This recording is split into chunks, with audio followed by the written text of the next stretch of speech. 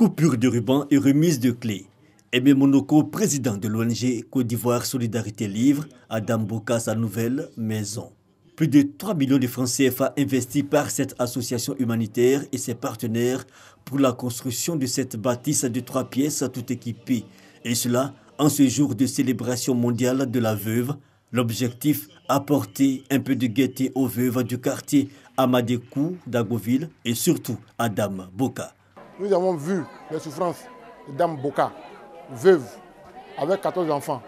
Nous avons vu ces difficultés et avons pris les images, transféré ces images-là à nos partenaires qui, sans plus tarder, ont décidé d'accompagner l'ONG Côte d'Ivoire Solidarité à l'effet de bâtir une maison modeste, soit-elle, pour donner un peu de sourire à Dame Boka et ses enfants, également à ses petits-enfants avec qui elle vit. Côte d'Ivoire Solidarité est venue accomplir ce qu'elle a l'habitude de faire, soutenir les orphelins et les veuves dans leur affliction. Une nuit de l'année 2018, alors que Dame Boka dormait en compagnie de ses 3 dernières filles et 14 petits-enfants, un pan de sa maison a cédé et a été emporté par une pluie diluvienne. Heureusement, pas de perte en vie humaine, mais tout est parti. Aujourd'hui, ce n'est plus que lointain souvenir. À la place des larmes, désormais, le sourire. Ils sont venus me citer pour me sauver. Je les remercie beaucoup de ce qu'ils ont fait pour moi. Et je les remercie avec bon Dieu. À l'instar de la sexagénaire, veuve depuis 12 ans, 10 autres veuves du quartier ont reçu chacune des numéraires, des vivres et des gels hydroalcooliques. L'ONG Côte d'Ivoire Solidarité, créée en 2010 à Yopougon, est constituée de personnes de bonne volonté, entre autres des footballeurs, des artistes et des hommes de Dieu qui s'engagent à améliorer le quotidien de ces femmes vulnérables et des orphelins à travers des dons et des activités génératrices de revenus.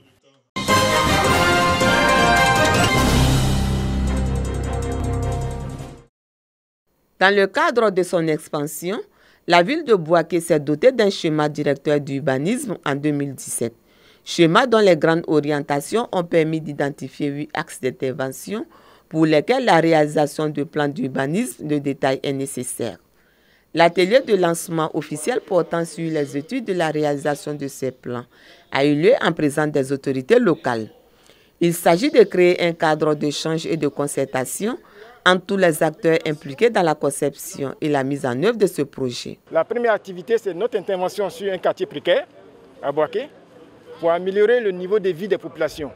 Dans l'extension de la vie de Bouaké, nous devons aménager 3 à 4 sites pour pouvoir installer les populations et les équipements. Il y a un certain nombre d'équipements au sein de la ville de Bouaké qui ont de grandes emprises qu'il va falloir essayer de réfléchir à leur mutation. Pour le maire Djibo Nicolas, le plan d'urbanisme est un élément essentiel pour le développement d'une cité. Futures années, la collectivité, la mairie, la municipalité va utiliser ce document pour pouvoir gérer le quotidien des populations de Bouaké. Le représentant du projet Puy-du-Casse a quant à lui dressé le bilan des projets initiés. Aujourd'hui à Bouaké, nous avons réalisé et en train de finir le projet d'aménagement de la pénétrante de Toula Kouadiokro. Nous sommes en train de réhabiliter l'hôtel de ville de Bouaké. Nous sommes en train de préparer le lancement des travaux de la nationale A3. Et bientôt, nous allons lancer une collecte pour maîtriser l'écosystème des PME et PME de Bouaké. Les études de la réalisation des plans d'urbanisme de Bouaké bénéficient de l'expertise d'un groupement de 3 bureaux d'études, dont 2 entreprises ivoiriennes et une italienne. Le projet a une durée de 9 mois.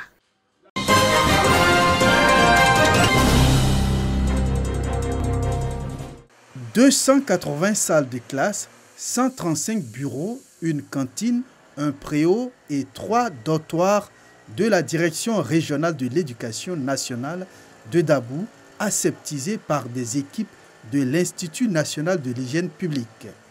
Une opération pour permettre aux élèves, enseignants et personnels éducatifs de travailler dans un cadre sain. Heureux que les sols soient désinfectés. Vraiment, je remercie le donateur à la veille des examens à grand tirage, surtout que le CEPE et l'entrée en 6e commencent déjà le 23. Ce sont évidemment des examens blancs, mais que nous considérons aussi comme des vrais examens pour nos tout petits. Nous sommes heureux que nous soyons accompagnés par l'opérateur économique qui est aussi un fils de la région. Initiée par un opérateur économique de la ville, cette action de désinfection des établissements scolaires primaires et secondaires publics de Dabou vise à accompagner l'État dans la lutte contre la Covid-19 dont les indicateurs peinent à s'améliorer. Nous devons de soutenir les actions gouvernementales qui vont dans le sens de rassurer les populations.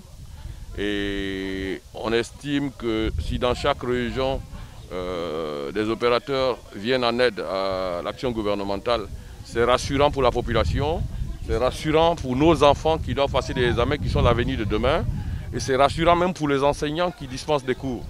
Outre l'opération de désinfection, enseignants et personnels éducatifs et élèves ont été sensibilisés au respect des mesures barrières, seul moyen efficace pour freiner la propagation de la maladie.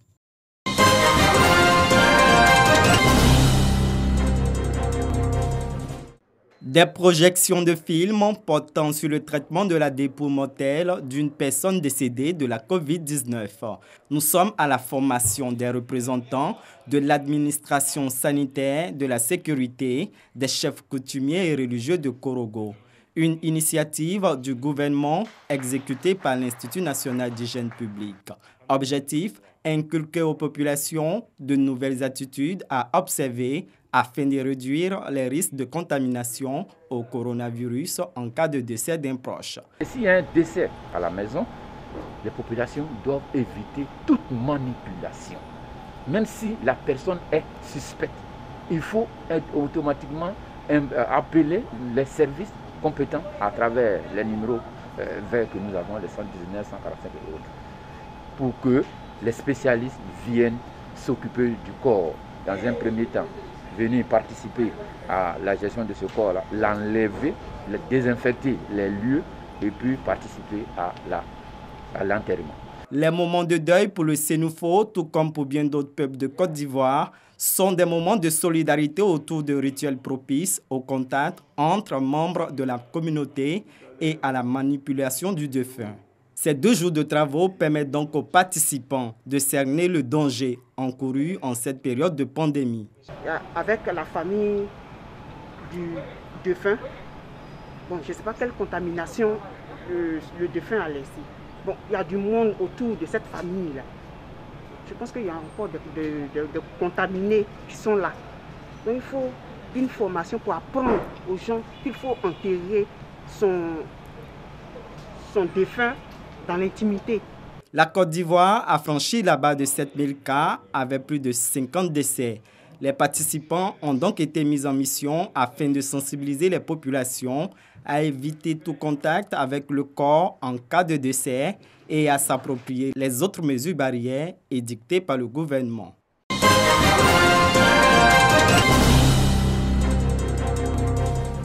« 26 établissements scolaires de la région du Haut-Sassandra reçoivent des kits de lavage des mains et des gels hydroalcooliques d'une valeur de 2,4 millions de francs CFA. L'ONG Save the Children, le donateur, lutte contre la propagation de la Covid-19 en milieu scolaire. Les kits de lavage des mains offerts seront installés pour les élèves et le personnel d'encadrement. Selon le chef de bureau de l'ONG, Digbe Amélie, les enfants constituent une frange vulnérable de la population. Vu que nos enfants qui ont repris le chemin de l'école ne sont pas toujours protégés, nous avons voulu, à travers ce matériel-là, contribuer à la réduction du Covid-19. Le directeur régional de l'éducation nationale, Mamadou Fofana, et le représentant du préfet de région, Priva Digbe, ont salué l'initiative de l'organisation non gouvernementale. Les chefs d'établissement bénéficiaires ont promis de faire bon usage des équipements reçus et de sensibiliser les élèves au respect des mesures barrières. La réouverture de l'école, après 2 mois de fermeture, due à la pandémie de la Covid-19, constitue un défi pour les parents d'élèves et les responsables de l'enseignement.